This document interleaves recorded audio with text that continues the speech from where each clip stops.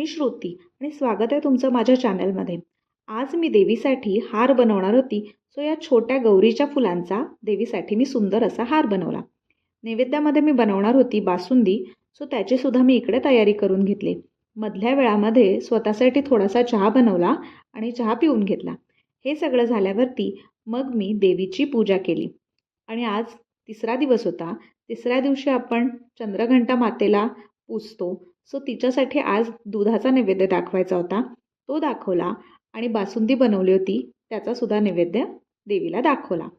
त्यानंतर आज जेवणामध्ये मी खाल्ली साबुदाण्याची खिचडी, वरईचा उपमा, दही आणि बनवलेली बासुंदी। त्यानंतर संध्याकाळी आजसुद्धा एक सप्तशतीचा पाठ केला आणि मग मी गेली होती आमच्या घराजवळ असणाऱ्या तुळजाभवानी मंदिरामध्ये।